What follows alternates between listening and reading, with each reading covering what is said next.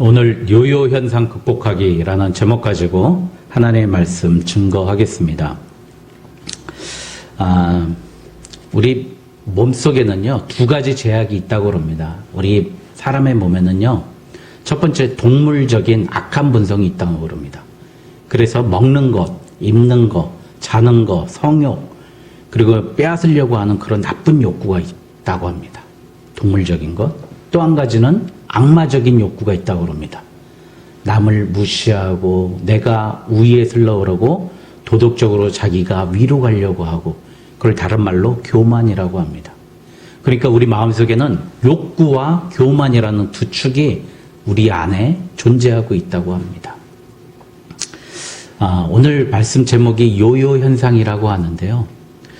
우리 다이어트를 하지 않습니까? 그것도 내 몸에 있는 나쁜 것을 빼는 거 아십니까? 지방을 빼는 거잖아요, 지방을. 근데 막 뺐다가도 다시 이렇게 던지는 요요, 제자리로 돌아오는 요요처럼 80kg로 제가 76kg였는데 69kg까지 뺐다가 다시 1년에 1kg씩 지나다가 다시 76kg로 돌아가더라고요. 한 7년이 지나니까요. 그거는 요요 현상이 아닌데 보통 사람들 보면 몇 달 만에 다시 자기 원상태로 돌아가는 거예요. 근데 우리 신앙도 그렇지 않습니까? 우리나라에서 왜 처음에 선교사들이 그렇게 담배 피지 말라, 술 먹지 말라, 도박질 하지 말라, 첩질하지 말라 그랬을까요? 얼마나 그 대부흥이 일어났는데요. 남자들이 다 은혜 받고 돌아가고요. 하루 이틀은 괜찮아요. 그 다음날 보면은요, 주막에 또 모여서 투전하는 거예요. 투전하면 투전만 하겠습니까? 선교사들이 보니까 거기서 술 먹고 기집질 한다는 거예요. 이게 보니까 아무리 은혜를 받아도 요요 현상이에요. 다시 돌아오는 거예요. 다시 돌아오고 또 돌아오고. 그러니 성장이 없는 거예요. 똑같은 모습으로 그렇게 되는 겁니다. 제가 처음에 말씀드렸듯이 우리 마음속에 있는 동물적인 욕구와 인간적인 교만이 우리 하나님을 만났는데도 또 돌아오고 또 돌아오고 그런 모습이 보이는 거예요. 그래서 하나님은 오늘 끝까지 우리를 지켜주시고 우리를 천국 백성이 될 때까지 끝까지 지켜주실 하나님에 대해서 오늘 말씀을 나누려고 합니다. 여러분, 제가 늘 C.S. 루이스 얘기를 많이 하는데, 여러분, 반지의 제왕이라고 영화도 있고 책도 있지 않습니까? 그 반지의 제왕을 쓴 사람이 C.S. 루이스의 40년 지기 친구인 톨킨이라는 사람입니다. 이거 우리 착각해요. 루이스가 쓴 줄 아는데, C.S. 루이스가 얼마나 많은 영감을 줘서 반지의 제왕, 그 반지만 가지면 계속 욕망에 사로잡혀서 죽지 않습니까? 망하고. 그런데 그 톨킨이라는 친구가 C.S. 루이스는 무신론자였어요. 그런데 그를 전도하기 위해서 40년 동안 계속해서 그를 격려하고 칭찬하고 나아갑니다. 옥스포드라는 최고의 석학이 한 사람을 전도하기 위해서 그렇게 합니다. 그런데 1919년 3월 어느 날이요? 1920년 31년 9월 19일, 죄송합니다. 이 날짜가 맞네요. 31년 9월 19일에 토요일 새벽까지 저녁 오후부터 이야기하기 시작해서 전도하면서 톨킨이 C.S. 루이스에게 계속해서 새벽 3시까지 전도하면서 이제 난 집을 가봐야 되겠다라고 이야기합니다. 그런데 그가 그 3시까지 이야기했던 내용이 넌 지금 영문학자잖아. 그리고 신화를 연구하는 사람이고 문학가잖아요. 그래서 C.S. 루이스는 다 상상력을 가지고 신화를 가지고 소재로 소설을 썼어요. 근데 그 많은 신화들을 봐봐. 그 많은 신화에 공통점이 있다는 거예요. 하나님이 세상에 내려온 신화가 모든 신화 중에 있다는 거예요. 우리 단군 신화도 그렇지 않습니까? 신이 곰이 되고 곰이 인간이 되지 않습니까? 근데 모든 나라의 신화를 보니까 그런 신화가 다 있다는 거예요. 또 모든 나라가 세워지는 설화를 보면 홍수설화가 다 있다는 거예요. 75%의 나라에서 민족 중에 전 민족 중에 75%가 홍수설화가 있다는 거예요. 근데 그 내용이 어디 나와 있어요? 성경에? 노아의 방주에 나와 있잖아요. 너 이런 거 봐봐. 지금 전 인류에게 아주 태고 쪽부터 무슨 중요한 기억이 있었던 거야. 그게 바로 하나님이 우리에게 오신 기억이라는 거야. 그리고 나서 C.S. 루이스가 회개합니다. 내가 하나님을 만나는 최고의 회심을 했다라고 그가 하나님을 영접하게 되는 일이 벌어집니다. 여러분, 제가 이 얘기하는 이유는요, 그러니까 우리의 모든 신화는 하나님으로부터 왔기 때문에 우리는 하나님이 최고야 그 얘기를 한 게 아니라 전 톨킨이라는 그 친구의 얘기를 하고 싶어요. C.S. 루이스가 가장 관심 있는 분야, 문학, 거기서도 뭐예요? 신화에서도 뭐예요? 하나님이 살아있는가 죽었는가에 대해서 새벽 3시까지 글을 전도하는 모습이에요. 오늘 예수님이 이런 모습으로 우리에게 오신다는 거예요. 나에게 가장 관심 있는 부분, 나에게 가장 적합한 부분으로 나에게 오셔서 나를 구원의 길로 인도해 주신다는 겁니다. 오늘 눈이 먼 맹인이 있습니다. 제가 방학동에서 교회를 다녔는데요. 방학동이라는 정류장이 있어요. 거기 보면은 지하에 맹인교회가 있어요. 이 교회 이름 까먹었는데 무슨 맹인교회예요. 여러분 아시죠? 옛날에 서울 변두리에 맹인교회, 맹학교, 그리고 뭐 그런 장애자 시설 그런 게 지금 노원구, 도봉구 그렇게 엄청 많이 있잖아요. 아직도. 외곽으로 다 쫓겨났어요. 그 사람들이. 그리고 그 맹인교회에서 한번 교회에서 초청해서 토박이 연주를 한번 들은 적이 있는데요. 저 다 울었어요. 야, 그 천부의 의지 없어서 손 들고 옵니다를 눈이 안 보이시는 분이 연주를 하는데 얼마나 아름답고 귀하게 연주하는지 우리 다 울어버렸어요. 안 보이시는 분. 근데 맹인들은 그 감각이 살아있는 거죠. 눈이 안 보이니까 다른 쪽에 감각이 살아있는 겁니다. 여러분, 맹인들은 가장 장애 등급도 가장 높지 않습니까? 가장 어렵지 않습니까? 그리고 오늘 성경 말씀에 예수님께서 맹인 고치신 이야기가 요한복음에도 나오고 오늘도 나오고 또 에바다도 열리라. 뭐 말을 트고 귀를 막으면서 손으로 막으시면서 텄지 않습니까? 하여간 막힌 것을 열게 하시는 예수님의 역사 중에서 맹인의 눈을 낫게 하는 역사가 상당히 많습니다. 그런데 오늘 22절에 보니까요. 예수님이 이 사람에게 딱 맞는 방법으로 구원하셨다는 거예요. 오늘 나를 어떻게 구원하셨는가 이 말씀을 보면서 자기를 한번 대입해 봤으면 좋겠습니다. 22절에 베세다의 이름에 사람들이 한 맹인 한 사람을 데리고 예수께 나와. 여러분, 내가 전도하기 힘들죠. 그러니 오늘 데리고 나오십시오. 여러분, 저는 전도보다는 우리 그리스도인이 인도를 잘해야 된다고 생각합니다. 말씀은 교회에 있기 때문에요. 말씀 대신 예수 그리스도가 교회에 있기 때문에 인도해야 된다고 생각합니다. 그 소문을 듣고 예수께 나와 예수님의 손만 좀 대주기를 원했어요. 그 친구들이나 사람들이 불쌍한 맹인을 데리고 온 겁니다. 여러분, 벳세다라는 곳이 그 갈릴리 지방이에요. 이제 예수님이 마지막 예루살렘으로 죽으러 올라가기 전에 마지막 하신 일이에요. 오늘 이 말씀이. 그런데요, 예수께서 맹인의 손을 붙잡으시고 23절에 보면 마을 밖으로 데리고 나갔다 그래요. 여러분, 왜 마을 밖으로 데리고 갔을까요? 왜 사람들 보는 데서 했다가 안 나오면 망신당할까 봐요? 예수님이 그렇게 능력 없는 분일까요? 왜 사람 없는 데에 그랬을까요? 여러분, 이 마을에서 맹인이 한 게 무엇이겠습니까? 구걸했지 않겠습니까? 도와달라고 했지 않겠습니까? 그리고 사람들에게 멸시천대 받았지 않겠습니까? 여러분, 얼마나 불쌍했으면 너 이제 이 마을의 사람 아니다. 너 나의 사람이다. 나와 함께 이 마을에서 떠나자라고. 여러분, 신앙은요, 바로 우리가 있는 그 자리를 떠나는 게 신앙의 시작입니다. 그래서 해외 이민 가라는 얘기가 아니라요, 나의 모든 습관을 버리는 게 신앙의 시작이에요. 나의 말투, 나의 나쁜 습관, 나의 나쁜 버릇, 내가 고치지 못하는 모든 것들, 그리고 사람들에게 멸시받는 나의 약점 있지 않습니까?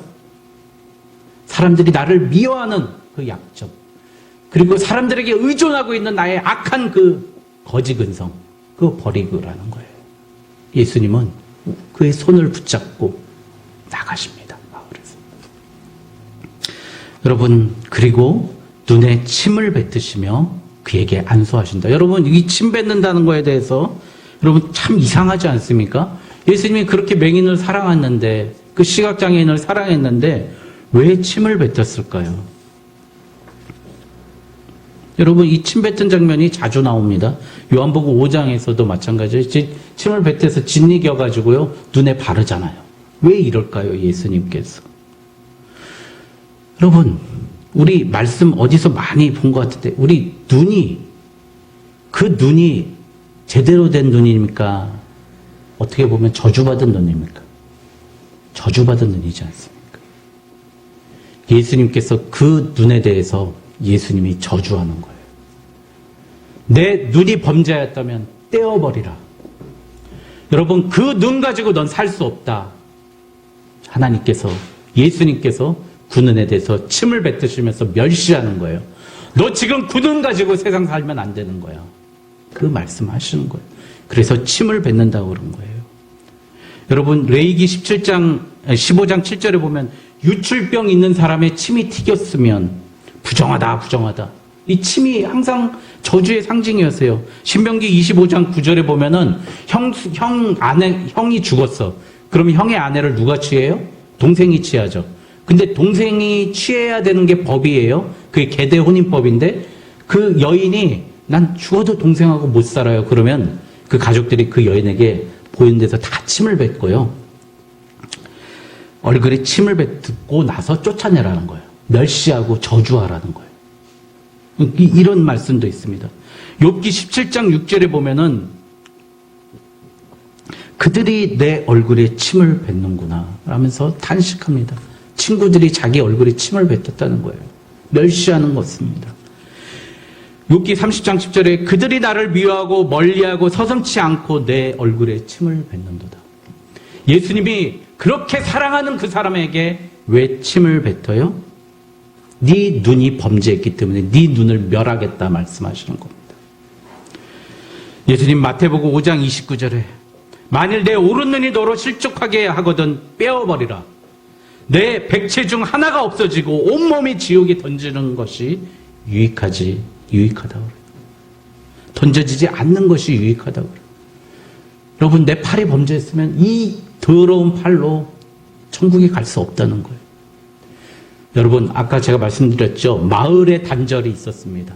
내가 살고 있는 환경과 습관의 단절이 있고요. 이제 범죄한 내 몸에 단절이 있어야 예수님께서 고쳐주신다는 겁니다.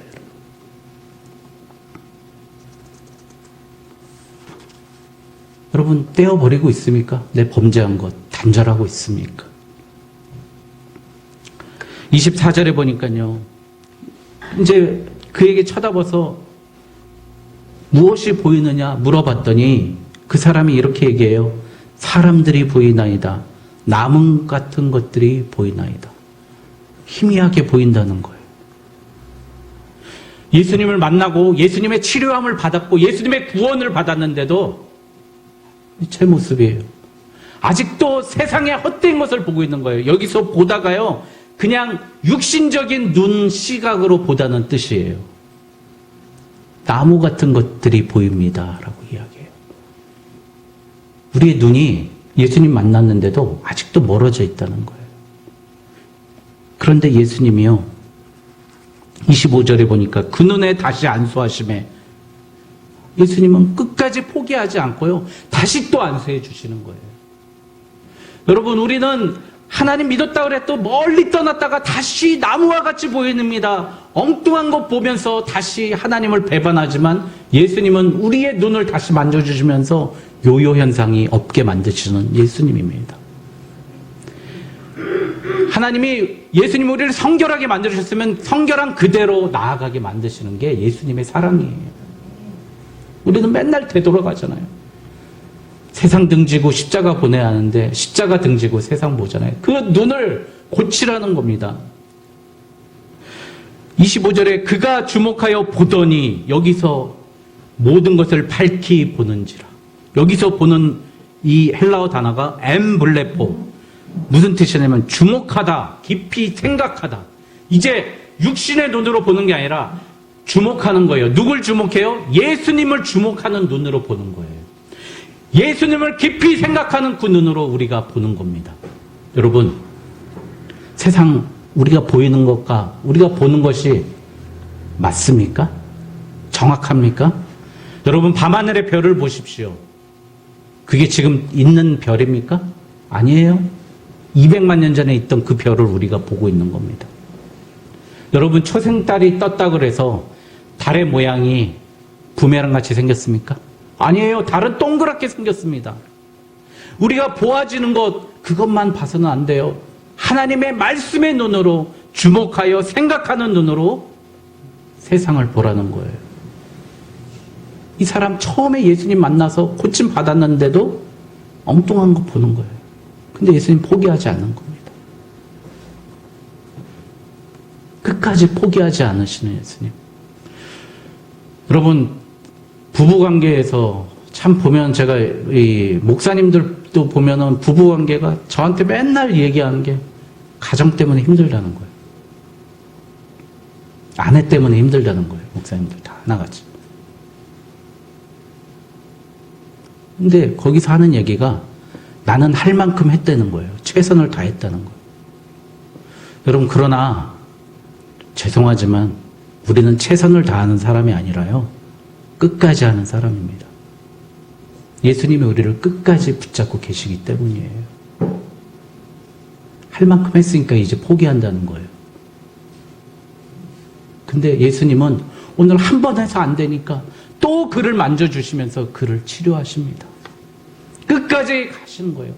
끝까지 십자가를 지시고 가시는 거예요. 끝까지 예수님이 그 죄에 대해서 침을 뱉었지만 마가복음 14장에 보면은 로마 군정적인 사람들이 예수님께 침을 뱉습니다. 우리가 받아야 될 멸시를 예수님이 그 침을 다 맞아가면서 우리의 죄를 용서하신 거예요. 우리의 눈을 밝게 하신 거예요. 에바다 열려라, 우리의 눈을 열어 주신 줄 믿습니다. 여러분, 회심이요, 한 번만 하면 안 돼요.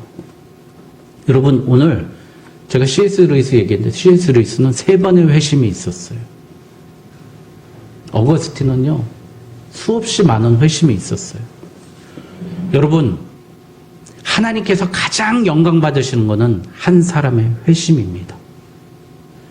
오늘 이 예배가 회개하고 돌아오는 것에 영광이 임한 줄 믿습니다. 하나님 영광 드리시기 원하십니까? 내가 하나님께 회심하고 돌아오는 게 하나님이 가장 기뻐하시는 거예요. 한 영혼이 천하보다도 귀하고 한 영혼이 돌아올 때 천국 잔치를 열으시는 예수님의 그 한 영혼을 향한 마음. 끝까지 가는 겁니다. 여러분, 그러니 우리 다른 사람들한테 너무 냉정하게 대하지 마십시오. 날카롭게 대하지 마십시오. 다른 사람이 잘못하고 있다고. 이 필립 브룩스가 이런 얘기했습니다. 다른 사람의 잘못을 당신의 잘못을 참는 것처럼 그렇게 참으십시오. 내 잘못은 잘 참으면서 다른 사람의 잘못은 참지 못한다는 거예요. 얼마나 이 현명한 말입니까? 맨날 우리는 오늘 찬양했잖아요. 넘어지고 쓰러지고 실패하는데요. 내 실패는 당연하다고 하면서 참아요. 근데 예수님은 거기에 대고 침을 뱉으셨다고요. 썩어질 그것, 지옥불에 떨어질 것 제발 좀 단절하고 다시 내게로 돌아오라. 다시 그 눈에 안수하신 예수님. 여러분, 오늘 말씀에 이 말씀을 깨달으시고 따르시길 바랍니다. 살 뺐다가 다시 돌아가는 것에 대해서 한탄하지 마시고요. 내가 하나님을, 예수님 만났다가 다시 세상으로 돌아간 나를 한탄하십시오. 그리고 그 순간에도 나를 붙잡고 계신 하나님을 붙잡으십시오. 나를 향한 하나님의 그 사랑, 나를 만져주신 예수 그리스도의 십자가를 생각하면서 오늘도 하나님께 나아가는 저와 여러분 되시길 주님의 이름으로 축원드립니다.